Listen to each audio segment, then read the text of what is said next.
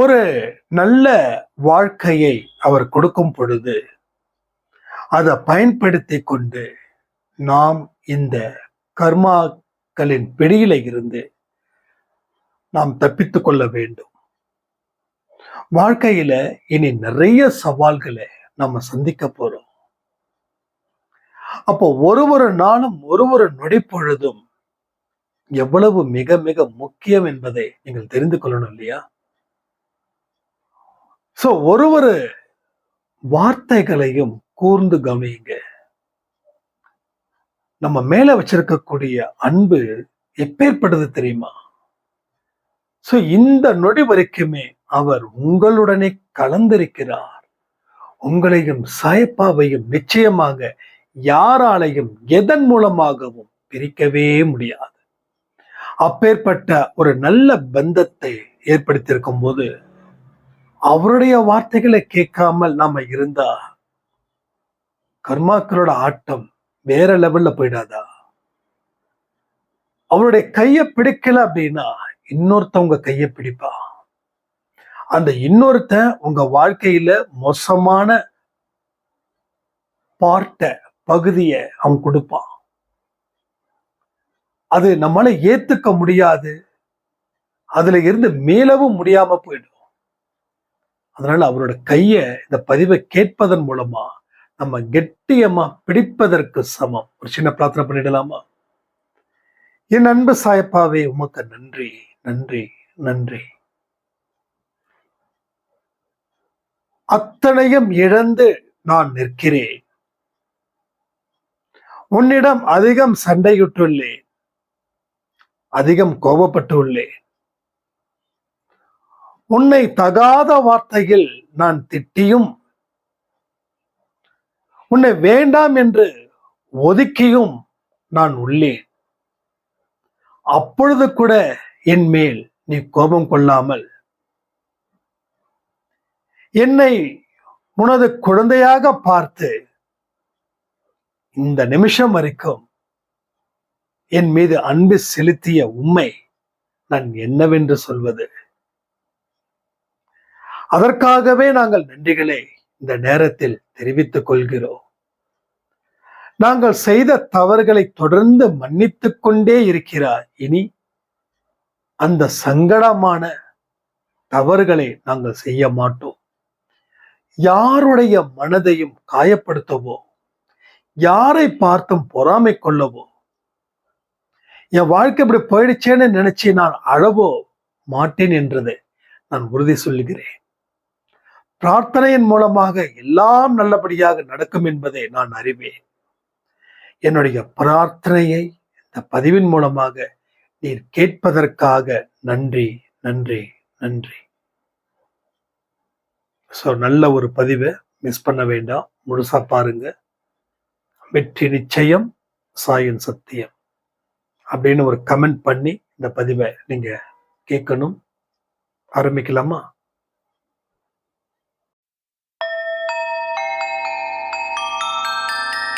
ஓம் சாயிரா சாயிரா, ஓம் சாயிரா சாயிரா, ஓம் சாயிரா சாயிரா, அன்பே சாயிரா, பேரன்பே சாயிரா, அகிலம் தளிக்க ஆத்மா விழிக்க அனுதினம் சாயிரா, எங்கள் அன்பே சாயிரா.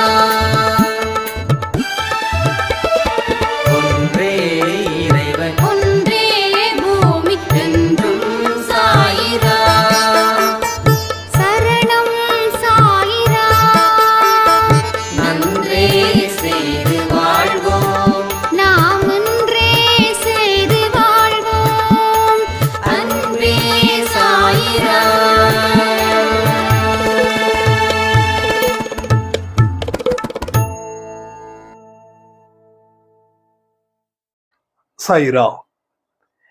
என் உயிரின் உயிரானவர்களே, சாயப்பா ஒரு சாய்ராமுக்கு கனவுகள் மூலமா ஒரு வழியை ஏற்படுத்தியிருக்கிறார். என்ன சொல்லியிருக்காருன்னா, உன்னை விட்டு நான் விலகவே மாட்டேன்.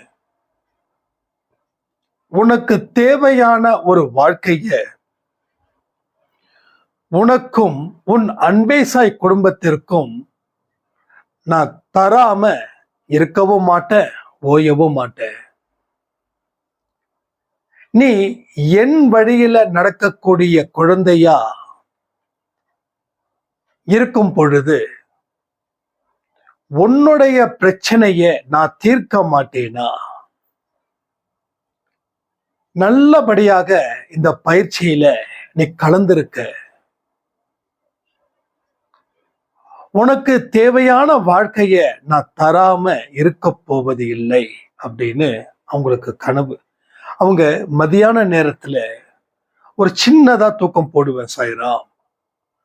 அந்த மதிய வேளையில தான் எனக்கு இந்த மாதிரி ஒரு கனவு வந்தது.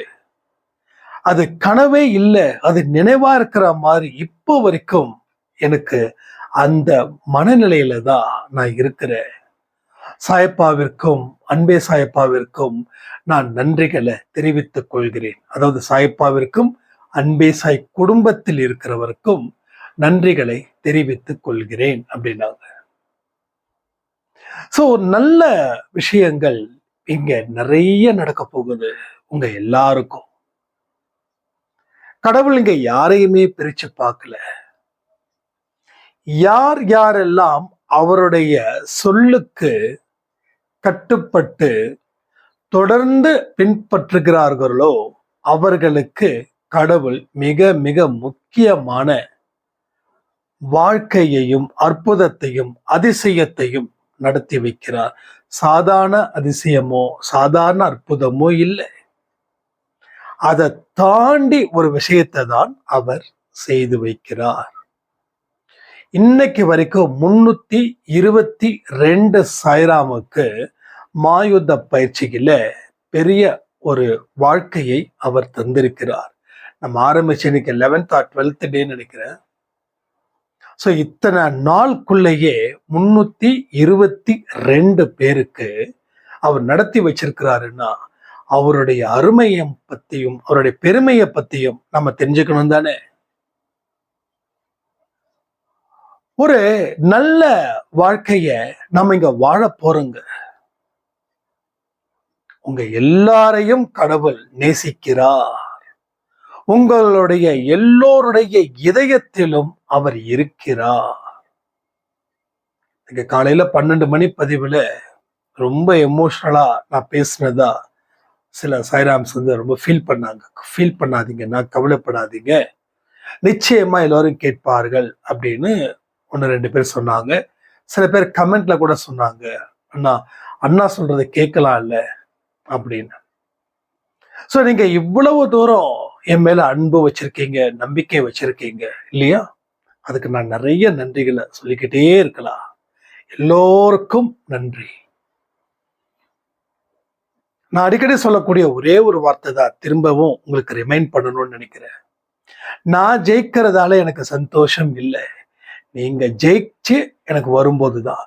இந்த இத்தனை சாய்ராம் இன்னைக்கு வரைக்கும் இவ்வளவு பெரிய மிராக்களை ஏற்படுத்தியிருக்கிறாருன்னா அவங்க சாதாரணமா இல்லை. அவங்க மாயுத பயிற்சியில 48 நாட்களும் 48 விதிமுறைகளும் ஒவ்வொரு நாளும் ஃபாலோ பண்ணக்கூடியவர்களே.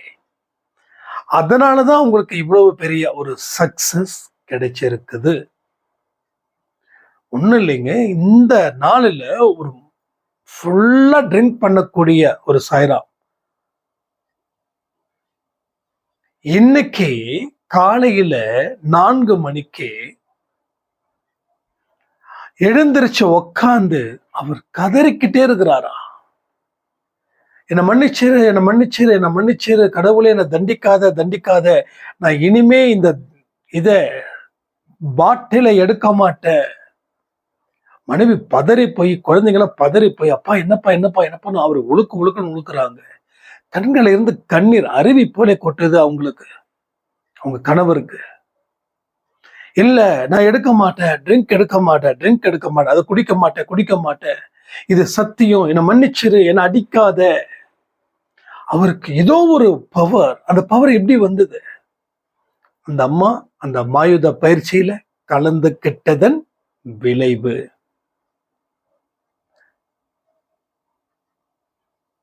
அப்ப எப்பேற்பட்ட ஒரு தீய செயலையும் நிறுத்த முடியும்.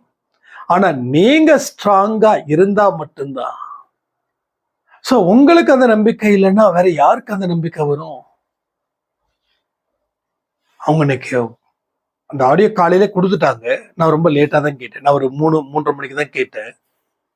அண்ணா எனக்கு இது போதும்ண்ணா, அவர் நிறுத்தல அப்படின்னாலும் கடவுள் என் பக்கம் இருக்கிறாருன்றத நான் ப்ரூஃப் பண்ணிட்டாருண்ணா சாயப்பா. மறக்கவே முடியாத ஒரு நிகழ்வு உங்களுக்கு. ஏன்னா அவங்களுடைய கஷ்டத்துல நீங்க இருந்து பார்க்கும்போதுதான் இது எவ்வளவு பெரிய ஒரு அற்புதம் என்பது உங்களுக்கு தெரியும். அப்ப நம்ம வாழ்க்கையிலையும் எல்லாமே நடக்கும். ஆனா நாம அதன்படி நடந்தா, ஒரு இடத்துக்கு போகணும் நினைச்சா போயிட முடியுமா? அதற்கு உண்டான பயண திட்டத்தை நாம செஞ்சாதான் அந்த இடத்துக்கு போக முடியும். எல்லாமே நடக்கணும், எனக்கு நடக்கணும், எனக்கு நடக்கணும், எனக்கு நடக்கணும் அப்படின்னா எப்படி நடக்கும்? சோ நடக்க வாய்ப்புகளே இல்லை. நீங்க நடந்தாதான் அது நடக்கும். நீங்க அமைதியான முறையில தியானத்தை பண்ணிக்கிட்டு எதையுமே செய்யாம நம்ம உட்கார்ந்துட்டு இருந்தோம் அப்படின்னா, சோ எப்படி அங்க நல்ல விஷயங்கள் நடக்குன்றத கொஞ்சம் யோசிச்சு பாருங்க. நான் காலையில எமோஷனலா தான் பேசுறது உண்மைதான். ஆனா ஏன் கேட்கல அப்படின்னும் போது எனக்கு இன்னும் ரொம்ப ஒரு மாதிரி இதாயிடுச்சு. ஏன்னா நான் அந்த வியூஸை பத்தி கவலைப்படாதவன். எப்பயுமே எதை பத்தியுமே நான் கவலைப்படலை. நான் பலனை எதிர்பார்க்கவே மாட்டேன். அதனாலதான் எது வந்தாலும் என்னால சந்தோஷமா ஏற்றுக்கொள்ள முடிகிறது. சோ எந்த இடத்துலயும் அதை பத்தி நான் யோசிக்கிறதோ இல்ல ஏன் இப்படி நடக்குது, இன்னும் இதோட பெட்டரா கொடுக்கணுமோ அப்படின்னு எதையுமே தோணவே இல்லை. நம்ம கரெக்டா பேசணும், கடவுளுடைய அனுமதியை பெற்று நம்ம பேச வேண்டும், அவ்வளவுதான் எனக்கு சொல்லப்பட்ட விதி. இந்த ரூல்ஸ் தான் எனக்கு. ஸோ எனக்கு ஒரு ரூல்ஸ் கொடுத்துருக்கிறார். அந்த ரூல்ஸ்குள்ளேதான் நானும் எல்லாவற்றையும் செய்ய வேண்டும். அப்போ அந்த சாய்ராமோட அழுகை தான் அப்படி பேசுறதுக்கு காரணம். ஏன்னா அவங்க வியூஸ் வரலன்னு சொல்லி அழுதாங்க. அந்த தேம்பி தேம்பி அழுதாங்க.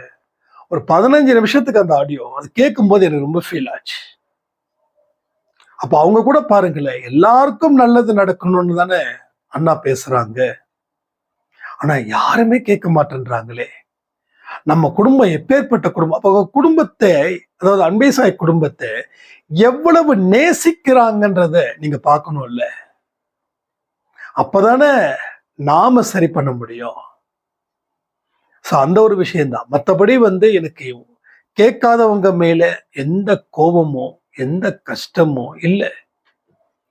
என்னை பொறுத்த வரைக்கும் எல்லாரையும் ஒரே போலதான் நான் நேசிக்கிறேன். இப்பயுமே எல்லாருடைய அன்பும் எனக்கு தேவை. அதே போல நான் உங்க மேல அளவு கடந்த அன்பை வைத்துள்ளேன். அதனாலதான் அன்பே சாயில இருக்கக்கூடிய பதிவுகளை நான் தினந்தோறும் கொடுத்துக்கிட்டே இருக்கேன். ஏன்னா போய் ரீச் ஆகணும், வார்த்தைகள் போய் ரீச் ஆகணும், நல்லது நடக்கணும், நல்ல விஷயங்கள் வாழ்க்கையில எல்லோருக்கும் போய் சேரணும். ஏன்னா இது கடுமையான காலம். இங்க நல்லதுக்கு வேலையே இல்லை, கெட்டதுக்கு தான் வேலை. கெட்டதுதான் இங்க ஆதிக்கம் செலுத்துது. ஒவ்வொரு மனிதனுடைய கேரக்டர்ஸை முடிவு பண்றது இந்த கெட்ட விஷயங்கள் தான். ஒரு காலத்துல தண்ணி அடிச்சது அசிங்கம்னு நினைச்சாங்க. ஆனா இன்னைக்கு தண்ணி அடிக்காதவன அசிங்கம்னு நினைக்கக்கூடிய உலகம். ஏன்னா எனக்கு நிறைய விஷயங்கள் சொன்னாங்க. என்னங்க ட்ரிங்க் பண்ணாம எப்படிங்க இருக்க முடியுது உங்களால? அது இப்போ ஒரு ட்ரெண்டா போயிடுச்சு. அது இல்லாம ஒரு வருஷத்துக்கு முன்னாடி அன்பே சாய் குடும்பத்துல ஒருத்தங்க டாக்டர் படிக்கிறாங்க. அவங்க இப்போ முடிச்சுட்டாங்க. அவங்க சொன்னது ஒன்னே ஒண்ணுதான். அண்ணா, நான் வில்லேஜ்ல இருந்து வந்த பொண்ணு. எனக்கு இந்த மேக்கப் போடுறதுல விருப்பமே இல்லை. மேக்கப் போட தெரியலன்னு சொல்லி என்ன ஒரு குரூப் நான் அசிங்கப்படுத்தினாங்க அப்படின்னு. நான் கூட ஒன்னேன்னு தான் சொன்னேன். அதுக்காக நம்ம இயற்கையை விட்டு செயற்கைக்கு போக வேண்டாம். நீங்க ஸ்ட்ராங்கா இருங்க, நம்பிக்கையோட இருங்க, கடவுளை முழுவதுமா நம்புங்க. கடவுள் நிச்சயமா உங்களை கைவிட மாட்டார். இப்போ அந்த அவங்களுடைய ஹாஸ்டல்ஸ்ல இருக்கக்கூடிய அந்த ரூம்மேட்ஸ் எல்லாமே மேக்கப்பே போடுறது இல்லை. ஒரு இயல்பான நிலையில அவங்க இருக்கிறாங்க. ஸோ நம்ம கிட்ட இருக்கக்கூடிய ஒரு பாசிட்டிவிட்டி அது பலருக்கு ஸ்ப்ரெட் அப் ஆகுது. இதுதான் எப்படி ஒரு கெட்டது பரவுதோ அதே போல ஒரு நல்லதும் பரவுகிறது. நல்லது பரவலன்னு சொல்ல முடியாது, என்ன கொஞ்சம் லேட்டா பரவும் அவ்வளவுதான். ஆனா பரவிடுச்சுன்னா அது பெரிய மாற்றத்தை ஒவ்வொரு மனுஷனுக்கும் ஏற்படுத்தும். அப்ப நீங்க எப்படி இருக்கணும்? பாசிட்டிவ் மைண்ட்ல இருக்கணும். அப்பதான் உங்க குடும்பத்துல இருக்கிற 1000 பிரச்சனைகளையும் தீர்க்க முடியும் என்பதை மனதில் நிறுத்துங்கள். இல்லைன்னா ஜஸ்ட் லைக் தட் நம்ம பாசிட்டிவா இல்லை அப்படின்னா அப்போ வாழ்க்கையில எந்த முன்னேற்றமும் ஏற்படாது. ஸோ நிறைய வாய்ப்புகளை கடவுள் கொடுக்கிறார். ஒவ்வொரு மனுஷனுக்கும் மிக பெரிய பிரம்மாண்டமான வாய்ப்புகளை அவர் வழங்குகிறார். ஆனா மனிதன் உணர்வற்ற நிலையில், புத்தி மயங்கிய நிலையில் இருப்பதால் அது அவனுக்கு போதிய அளவுக்கு தென்படவில்லை. எல்லாமே இங்க இருக்குது, நம்ம கண்ணுக்கு தெரியல அப்படின்றதுக்காக அது இல்லைன்னு ஆயிடாது. இன்னொருத்தருக்கு தெரியுதுன்னா உங்களுக்கு தெரியலன்னா அது நீங்க எப்படி முடிவு பண்ண முடியும்? ஸோ எனக்கு தெரியுது, இங்க இருக்கக்கூடிய அனைத்து மக்களும் சூப்பரான, நல்ல, அருமையான, அற்புதமான மனிதர்கள். அதுல எந்த மாற்று கருத்தும் இல்லை. இதை எல்லாரையும் சொல்ல முடியுமா? எல்லாராலையும் சொல்ல முடியாது. ஏன்னா என்னுடைய மனசு, என்னுடைய வாழ்க்கை, என்னுடைய எண்ணம், என்னுடைய சொல், என்னுடைய செயல்கள், இதை பொறுத்துத்தான் என் கூட இருக்கிறவங்க நான் பார்ப்பேன். அப்போ என்னுடைய மனசுக்குள்ள 1000 நல்ல எண்ணங்களை விதைக்கும் போது அந்த விதை தானே எல்லா பக்கமும் நிற்கும். அதே போலதான் இங்கேயும் அன்பே சாய் குடும்பத்திலேயும் நல்ல விதைகளை நீங்கள் விதைக்க வேண்டும். ஒரு லட்சியத்தை அடையும் வரை அதுல இருந்து தயவு செய்து பின்வாங்காதீர்கள். உங்களுடைய ஒவ்வொரு நடவடிக்கையும் எழுதப்படுகிறது. உங்க ஒவ்வொரு எண்ணங்களையும் கடவுள் ஸ்கேன் வைத்து பார்த்துக்கிட்டே இருக்கார். எப்படி ஒரு எக்ஸ்ரே எடுக்கும் போதோ இல்ல ஸ்கேன் எடுக்கும் போதோ உடம்ப தாண்டி, ஸ்கின்னை தாண்டி சில விஷயங்களை தெளிவுபடுத்துகிறதோ அதே போல கடவுள் உங்களுடைய எண்ணங்களை முழுவதுமாக அறிந்து கொண்டு அதற்கு ஏற்றாற்போல் உங்களை சுத்தி இருக்கிறவங்களையும் சரி பண்ணுகிறார். இன்னைக்கு 4 மணிக்கோ 5 மணிக்கோ விடிய காலையில எப்படி அந்த கணவர் அழுதாரு, என்ன நடந்துச்சு? சோ ஏதோ ஒரு கணக்கு இருக்கு. அந்த கணக்கை முடிக்காம சாய்ப்பா போக மாட்டார். நீங்க நல்லா படிக்கணும். முதல்ல வாழ்க்கைன்ற பாடத்தை நல்லா படிக்கணும். நீங்க படிக்க படிக்க படிக்க படிக்கத்தான் வாழ்க்கையில உங்களுடைய தேவைகள் என்ன, எதற்காக கடவுள் உங்களை படைச்சாரு, எல்லா காரணத்தையும் நாம தெரிஞ்சுக்க முடியும். சோ இப்பயும் சொல்றேனே, என்னை எதுக்காக படைச்சாரு, எதனால எனக்கு பிரச்சனைகளை கொடுத்தாரு, எதனால இன்னைக்கு இங்க நிக்கிற, இனி ஃபியூச்சர்ல எப்படி இருப்பேன், ஏன்னா அவருடைய திட்டம். என்னை படைச்சாரு, ஓகே, உங்களை மாதிரி என்னையும் படைச்சாரு இல்லையா? சோ எனக்கு கூட பிறந்தவங்க 2 பேர். அப்ப எனக்கு மட்டும் ஏன் இவ்வளவு பெரிய துன்பத்தை கொடுத்தாரு? என் கூட பிறந்தவங்களுக்கு ஏன் துன்பத்தை கொடுக்கல? எனக்கு துன்பத்தை கொடுத்ததால ஞான மார்க்கத்தை காட்டினாரு, வாழ்க்கைய படிக்க வச்சாரு. அதனால ஞானம், புத்தி, மனசு எல்லாமே சிறப்பாக அமைந்தது. அப்போ என் கூட பிறந்தவங்களுக்கு அதுக்காக குறை சொல்ல நினைக்க வேண்டாம். என்னுடைய அனுபவத்தின் மூலமா பெற்ற பாடத்தை உங்ககிட்ட சொல்றேன். அவங்களுக்கு அந்த மாதிரியான துன்ப பாடத்தை அவர்கள் படிக்கவில்லை. அதனால அவங்களுடைய கான்செப்ட் என்னுடைய கான்செப்ட் வேற வேற போல. நான் பிறருக்கு உதவி செய்யணுன்றதுல தெளிவா இருப்பேன். அவங்க உதவி செஞ்சாலும் செய்யலாம், அதை பத்தி கவலைப்பட மாட்டேன். ஆனா நமக்கு உதவி செய்வது நம்மளுடைய மிக பெரிய ஒரு வாய்ப்பா நம்ம நினைக்கிறோம். ஆனா என் கூட பிறந்தவங்களுக்கு அப்படிலாம் இல்லை. குறை சொல்லல, அவங்க கத்துக்கிட்ட பாடம் அப்படிதான். அதே போலதான் உங்களுக்கும். சரி, கூட பூம்பு மாடு நம்ம ஆபீஸ்ல இருக்கும்போது வந்தாரு. அந்த 10 ரூபாய் 20 ரூபாய் என்னமோ எடுத்து கொடுத்தோம். கொடுத்த உடனே அந்த மாட்டுக்கிட்ட இது பண்ணி போனாங்க. ஸோ நம்ம சொன்னோம் இல்லையா, யாரோ ஒருத்தவங்க வருவாங்க அப்படின்னு. நம்ம அங்கமுத்து சாய்ராம் கூட ஒரு வயசான பாட்டிமா ஏதாவது கொடுங்க. அவர் 110 ரூபா வச்சிருந்தாரு. அந்த 10 ரூபாய் கொடுத்துட்டு அந்த 100 ரூபா பஸ்ஸுக்கு டிக்கெட் காசு கொடுத்தா மீதி கொடுக்க மாட்டாங்க கண்டக்டர்ஸ். ஐயோ, இது என்ன சொல்ல போறான்னு தெரியல, 100 ரூபா கொடுத்து டிக்கெட் சேஞ்ச் மாத்தினா அவர் ஒத்துக்க பண்றாரு அப்படின்னு சொல்லி கண்டக்டர் எதுவுமே சொல்லலையா. மீதி இருக்க சேஞ்ச கரெக்டா கொடுத்துருக்காரு. அப்ப ஏதோ ஒரு இடத்துல யாரோ ஒருத்தங்க வந்துகிட்டு தான் இருப்பாங்க. கிட்டத்தட்ட நான் சொன்ன ஒரு வாரத்துல உங்களுக்கு வந்தா அது பெரிய ஆசீர்வதிக்கப்பட்டதாக இருக்கும். கிட்டத்தட்ட 32 பேருக்கு அந்த விஷயங்கள் நடந்திருக்குது. நான் நிறைய பேரோட ஆடியோஸ் நான் கேட்கல. நான் எப்ப கேட்கிறேன்னா அப்ப எந்த மெசேஜ் ஃபர்ஸ்ட் வருதோ அதை நான் படிச்சிடுறேன். நிறைய பேர் கமெண்ட்ல கூட என்னோட மிராக்கள் என்ன நீங்க பார்க்கலையே அப்படின்னா. ஸோ எல்லாருடைய மிராக்களும் கடவுளுடைய சம்மதத்தின் பேர்ல தான் இங்க நடந்திருக்குது என்பதை நான் அறிவேன். ஸோ நேத்து நம்ம சண்டே அன்னதானம் பண்ணோம். அந்த போட்டோ கூட போட்டிருக்கோம் பாத்தீங்களா ஸ்டேட்டஸ்ல. அங்க இருக்கக்கூடிய பெரியவர் நம்மளை ஆசீர்வதிச்சாங்க. நானும் வணக்கம் சொன்னேன், அவங்களும் வணக்கம் சொன்னாங்க. கிட்டத்தட்ட 50 பேருக்கு நல்ல அருமையான உணவு, ஒரு பஜ்ஜி, பாயசம் அண்டு உருளைக்கிழங்கு, சுண்டல் குருமா, பீட்ரூட் பொரியல், ரசம், தயிர், கிட்டத்தட்ட 50க்கு மேற்பட்டவர்கள் வந்திருந்தாங்க அந்த ஏரியா பக்கமா. எல்லாமே ஏழைகள். நீங்க என்கிட்ட கொடுத்தீங்க இல்லையா, அந்த காசுக்கு நாம அதை பண்றோம். இன்னும் நிறைய செஞ்சுக்கிட்டே தான் இருக்கும். இதை சொல்லக்கூடாதுன்னு நினைக்கிறேன். ஆனா நீங்க கொடுத்த காசுக்கு நான் நியாயமா இருந்துக்கணும்ல, இல்லாட்டி அது தப்பாயிடும்ல. நீங்களும் தெரிஞ்சுக்கணும்ல. நீங்க கஷ்டப்பட்டு 50, 100, 150, 200, 300 கொடுக்குறீங்க. அது எல்லாத்தையும் நம்ம சேர்த்து வச்சு நம்ம பண்றோம்ல. ஸோ அது போலதான். ஸோ நீங்க தயவு செய்து உணவுக்குன்னு சொல்லி மற்றவர்களுக்கு கொடுங்க.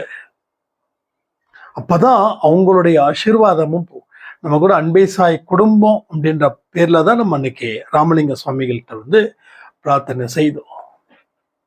ஸோ நம்ம கண்டிப்பா செய்வோம். என்னுடைய கேஷும் சேர்ந்து உங்களோடது சேர்ந்து எல்லா காசு ஒன்னா சேர்ந்து நம்ம ஏழைங்களுக்கு பெரியவங்களுக்கு கொடுக்குறோம். பெண்கள் முதியவர்களுக்குத்தான் நம்ம முன்னுரிமை கொடுக்கிறோம். நான் நிறைய செய்யணும். நம்ம கிட்ட நல்ல காசு இருந்துச்சுன்னா நம்ம நிறைய செய்யலாம். அதான் சொல்றேன், உங்களால முடிஞ்சா நீங்க நேருக்கு நேரா பண்ணுங்க. எனக்கு அனுப்புறதை விட நீங்க நேருக்கு நேரா தயவு செய்து பண்ணுங்க. ஏன்னா நீங்க அந்த உதவி செய்யறத பார்க்கணும், உங்க கண்கள் பார்க்கணும். இன்னும் இந்த வீடியோ அனுப்பல அவரு. நான் வீடியோ கேட்கறதுக்கு சங்கடமா இருக்கு. சாப்பாடு கொடுத்ததெல்லாம் வீடியோ எடுத்தீங்களா, இன்னும் அனுப்பலையான்னு கேட்டா ஏதாவது ஃபீல் பண்ணுவாங்களோ அப்படின்னு. ஏன்னா அங்க இருக்கிற அவங்களுக்கு வேற அந்த பொருளாளருக்கு அவர் ஆக்சிடென்ட், அவங்களுக்கு சர்ஜரி நடக்குதுன்னு சொன்னாங்க. அதனால அவங்க அந்த பிஸில இருக்கிறதால எனக்கு எங்க வீடியோ அனுப்புங்கன்னு சொல்லி கேட்டா சங்கடமா இருக்கும். கண்டிப்பா அவர் அனுப்புனாருன்னா நம்ம நிச்சயமா ஸ்டேட்டஸ்ல கொடுப்போம். ஏன்னா நீங்க நம்பணுன்றதுக்காக நான் அனுப்பல. அவங்கெல்லாம் எப்படி நம்ம நீங்க கொடுத்த உதவிக்கு அவங்க எப்படிப்பட்ட ஒரு இதை பண்றாங்கன்றதுக்காக, அது உங்க கண்கள் நான் பார்க்கணுன்றதுக்காக தான். மற்றபடி உங்ககிட்ட நான் ப்ரூஃப் பண்ணணும் நீங்க கொடுத்த காசுக்கு, அது சத்தியமா இல்லை. ஏன்னா யாருக்கிட்டையும் ப்ரூஃப் பண்ண வேண்டிய அவசியமே நமக்கு இல்லை. நம்ம மனசு நல்லா இருக்கு, எண்ணம் சுத்தபத்தமா இருக்குது. அதனால பல விஷயங்களை பேசியிருக்கோம். வெற்றி ஒன்றே நமது லட்சியம். அதற்காகத்தான் நம்மளுடைய ஒவ்வொரு முயற்சிகளையும் நாம் செய்து கொண்டு இருக்கிறோம். சின்ன பிரார்த்தனை பண்ணிடலாமா? என் அன்பே சாயப்பாவிற்கு நன்றி. இன்னைக்கு நடந்த ஒரு அற்புதத்திற்காக நாங்கள் நன்றிகளை தெரிவித்துக் கொள்கிறோம். குடிகார கணவனை திருத்த வேண்டும் என்று உன்னுடைய குழந்தை துடித்த துடிப்பிற்கு கிடைத்த பரிசுதான் இன்று அதிகாலையில் அவர் எழுந்திருச்சு அழுது கொண்ட காட்சி. அப்படிப்பட்ட விஷயத்தை நீர் விதைத்ததற்காக நன்றி. எங்கள் அன்பேசாய் குடும்பத்தில் இத்தனை நாள் வரைக்கும் நீர் எங்களை பாதுகாத்ததற்காக நன்றி. இனியும் நாங்கள் மென்மேலும் சிறப்பான உந்தன் வழியில் நாங்கள் நடந்து நாங்கள் ஆசீர்வதிக்கப்பட்டவர்களாக மாறுவோம். எங்கள் பாவங்களை மன்னித்து எங்கள் வாழ்க்கையை நீரே பொறுப்பேற்றுக் கொள்ள வேண்டும். நாங்கள் என்ன செய்ய வேண்டும் என்பதை மட்டும் நீங்கள் சொல்லுங்கள். நாங்கள் எந்த பலனையும் எதிர்பார்க்க மாட்டோம், இது நிச்சயம். எத்தனையோ மனிதர்களுக்கு உணவுகள் கொடுக்க வைத்ததற்காக நன்றி. நாங்கள் கொடுக்கும் ஒவ்வொரு பைசாவும் உண்மையானவர்களுக்கு போகிறதால் எங்கள் மனம் மகிழ்ச்சியாகவும் குளிர்ச்சியாகவும் நிறைவு செய்ததற்காக நன்றி. எங்கள் வாழ்க்கையில் இன்னும் நாங்கள் என்னென்ன கத்துக்க வேண்டுமோ அதை அன்பேசாய் மூலமாக தொடர்ந்து நாங்கள் கத்துக்கொண்டே இருக்கிறோம் சாயப்பா. அதற்காக நன்றி நன்றி நன்றி. எங்கள் மீது கருணையோடும் இரக்கத்தோடும் இருங்கள். நாங்கள் ஆனந்தமாக வாழ்வதற்கு உம்முடைய பாதம்தான் எங்களுக்கு கடைசி அடைக்கலம். அப்படி அடைக்கலத்தை கொடுத்ததற்காக நன்றி நன்றி நன்றி. நல்ல ஒரு பிரார்த்தனையை முடிச்சிட்டோம். ஒவ்வொரு நாளும் பதிவுகள் மேக்சிமம் சீக்கிரமா வர நான் ட்ரை பண்றேன். ஏன்னா கொஞ்சம் ரொம்ப லேட் ஆகுது, எனக்கே புரியுது. ஸோ இப்போ கூட 8 மணி ஆயிடுச்சு. ஆனால் இப்போதான் நான் அவுட் ஆஃப் ஸ்டேஷன் வந்து ஒரு ஃப்ரெஷ்ஷாக ஒரு குளிச்சுட்டு சாயப்பா கிட்ட ப்ரே பண்ணிட்டு நான் உங்களுக்கு அந்த பதிவு கொடுக்குறேன். ஸோ லேட் ஆனதுக்கு கண்டிப்பாக நான் மன்னிச்சிடுங்க. இனிமேல் முடிஞ்ச அளவுக்கு கொஞ்சம் நான் ப்ரிப்பேர் பண்ணுறேன். ஸோ நல்லபடியாக வாழ்வோம். சிறப்பான ஒரு வாழ்க்கையை கடவுள் கொடுத்துருக்கார், அதை நம்ம காப்பாற்றுவோம்னு சொல்லி இந்த பதிவை நான் முடிக்கிறேன். ஜெய் சாய்ராம்.